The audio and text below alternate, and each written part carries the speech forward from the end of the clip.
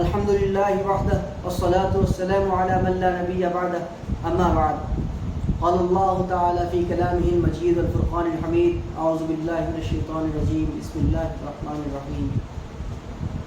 لكل أمة جعلنا منسكا إلى آخر الآية. وقال الله عز وجل في مقام آخر: فصل لربك وانحر إن شانئك هو الأبتر. صدق اللہ العلی العظیم. ناظرین اکرام، آپ حضرات کے سامنے قربانی کی ضروریات اور اس کے متعلق مسائل اور اہمیت، اس متعلق ہم پیچھے بھی آپ کے سامنے آئے ہیں، آپ کے سامنے دو چار باتیں ہم نے رکھی ہے، اور اس بار بھی انشاءاللہ مسائلوں کے متعلق اور اس کی ضروریات بھی تھوڑی بہت سامنے رکھی جائے گی. قربانی کی ضرورت تو یوں سمجھ لیجئے، قربانی اور صوم یعنی کہ روزہ، ان دونوں میں تھوڑی مماثلت اور مشابہت ہے. یہ دونوں چیزیں تھوڑی تھوڑی ملتی جلتی ہے. وہ اس طرح سے ہیں کہ روزہ بھی اللہ تعالیٰ نے پچھلی امتوں پر فرض کیا تھا، اسی طرح سے قربانی کو بھی اللہ تعالیٰ نے پچھلی امتوں پر فرض کیا تھا. اس لیے اللہ رب العزت فرماتے ہیں کہ ہم نے ہر امتی کے لیے قربانی کا ایک معاملہ رکھا ہے، ایک نظام رکھا ہے.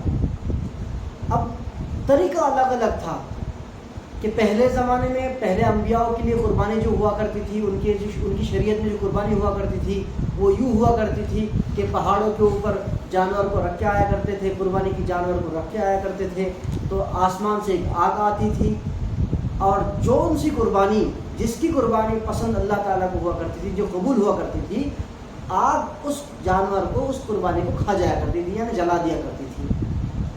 لیکن امت محمدیہ یعنی ہمارے لیے ایک شرف باعث شرف بات یہ ہے کہ اللہ تعالیٰ نے ہمیں قربانی کا نظام، قربانی کا طریقہ ہمارے لیے بدل کر یوں کر دیا کہ قربانی کے گوشت کھانے کو اللہ تعالیٰ نے عبادت قرار دیا. یعنی قربانی کی جو یہ ایام ہیں، ایام تشریق کے جو دن ہیں، بقرعید کی جو یہ ایام ہیں، ان دنوں میں اللہ تعالیٰ نے روزہ رکھنے کو حرام قرار دیا. یہ دن اللہ تعالیٰ کی ضیافت کے دن ہیں. اللہ تعالیٰ خود میزبان ہوتا ہے، اور مسلمانوں کو، اہل اسلام کو اللہ تعالیٰ مہمان شمار کرتا ہے. اور مہمان شمار کرنے کے بعد اللہ کہتے ہیں کہ تم مہمان ہو اور ہماری ضیافت رہے گی، آپ کو کھانا ہے اور آپ روزہ نہیں رکھ سکتے. جبکہ روزہ رکھنے سے کیا 24 گھنٹہ کوئی روزہ تھوڑے رکھا جاتا ہے؟ نہیں، بلکہ صبح سے لے کر شام تک روزہ رکھتے ہیں. رات کے ٹائم تو گوشت کھا ہی سکتے ہیں، لیکن اللہ تعالیٰ کہ ہاں نہیں، بلکہ آپ کو دن میں بھی روزہ نہیں رکھنا ہے. عام دنوں میں آپ جیسے کھانا کھاتے ہو، قربانی کا گوشت آپ ایسے ہی کھاؤ گے.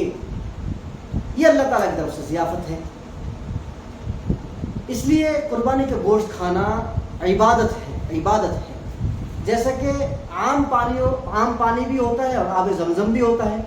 ہمارے لیے عام پانی کا پینا عبادت نہیں، لیکن آب زمزم کا پینا عبادت ہے.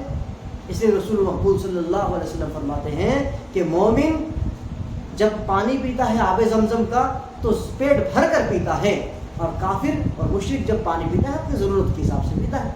آپ کباب اور یہ اور وہ فلاں گوشت اور شنگیزی جو بھی کچھ ہو آپ عام دنوں میں کھاتے رہتے ہیں، لیکن قربانی کا معاملہ الگ ہے. قربانی اللہ تعالیٰ کی ضیافت ہے، یہ گوشت کھانا عبادت ہے.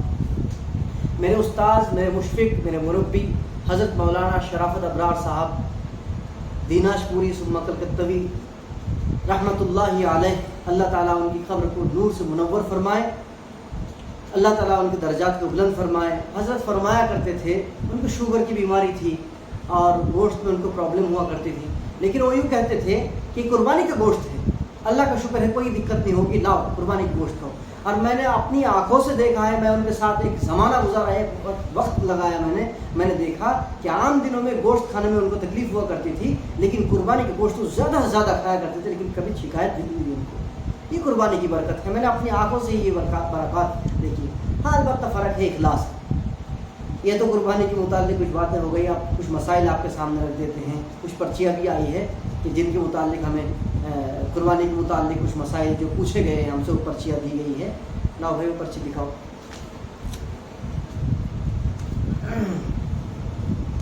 یہ پرچی ہے بھائی محمد رضوان کی طرف سے. ایک پرچی ہے کہ کسی نے قربانی کا جانور 30,000 میں خریدا اور پھر 5,000 کے 5 حصے لگا دیے، 6,000 کے 5 حصے لگا دیے، یعنی کہ 5 हिस्से में 30,000 पूरे हो गए, बाकी 2 हिस्से अपने लिए कर लिया, जबकि उसका कोई पैसा खर्च ना हुआ, आया कुर्बानी जायज़ होगी या नहीं?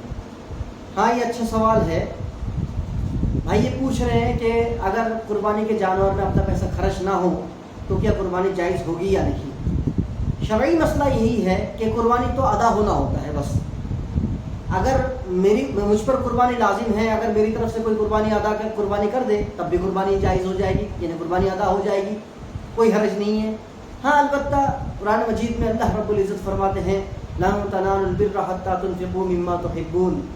किसी शायर ने क्या खूब कहा है इसको कि हर चिदारी सर्फ कुंदर राहेऊ लन तनालुल बिर्रा हत्ता तुनफिकू, कि उस वक्त तक तुम पहुँच नहीं सकते उस मकाम तक, यानी भलाई के आखिरी मकाम तक, जब तक तुम अपने सबसे प्यारी चीज़ खर्च ना कर लो।